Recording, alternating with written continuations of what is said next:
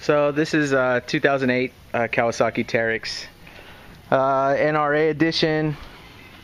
It's carbureted. It's all stock. I did jet out the carb.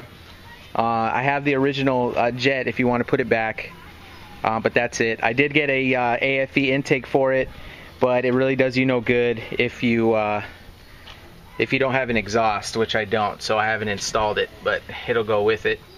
You can see some of the differences in this one's got a windshield or a half windshield, a canopy on it. Obviously it's got the all real cheap graphics on it, including the wheels, which have the graphics on it.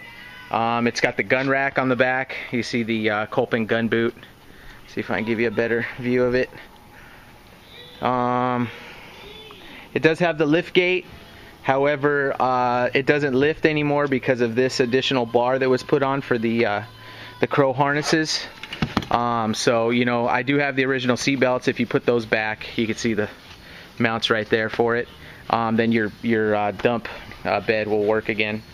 It also, unlike the other 2008 models, has the digital readout, which gives you your odometer. It's got a clock and indicator, two-wheel, four-wheel drive, and most importantly, it's got your speedometer on there. If I go in here to the hours, here I'll fire it up for you. You can see it fires right up. It's got extremely low hours, about 43 hours on it.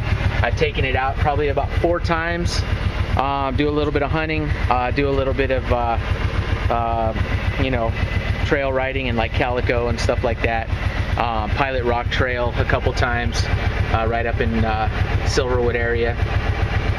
But it's in immaculate condition. There are a couple of dings, you know, from being out, like, you know, some real minor scratches here from going through the brush. Probably the only biggest thing wrong with it is maybe you can see the rim is bent a little bit there, right along the bead, just from mashing into rocks. But it's kind of a non-issue, really, other than cosmetically. This thing will still air down to about 9 psi, which is what I ran last time I was in Little Dumont, and I got this thing down to about 9.7 psi to ride in the sand, and it held the bead fine. So I did add the Bosch lights. They're just regular halogens. They're not LED or anything, but it does give you a lot of light for night riding, which I like to do.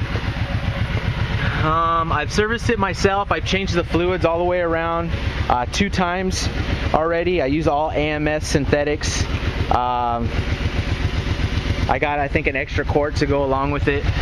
It uses AMS tractor hydraulic in the front differential, and also AMS full synthetic in the rear, which is a spool.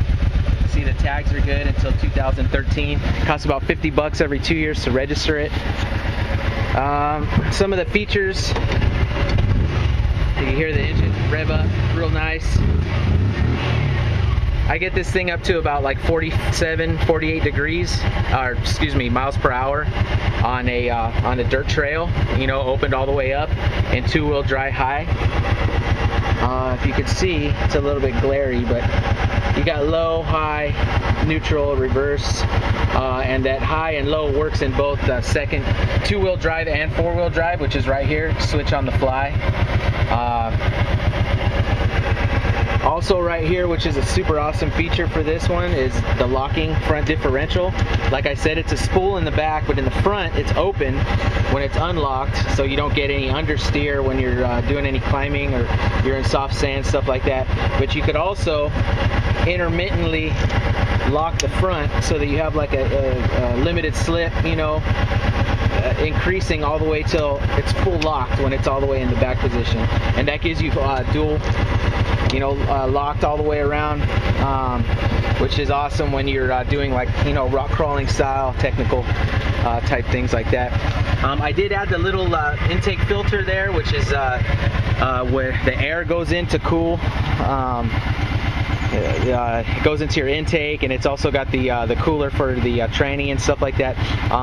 And originally that's just louvers there, so sand and shit gets in there, and they got to put the filter on there to keep all that stuff out of there, so that's really important.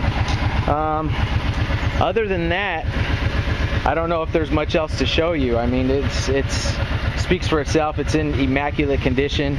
It was purchased in December of 2009. I'm the first owner. It does have a little mounted tab for your whip.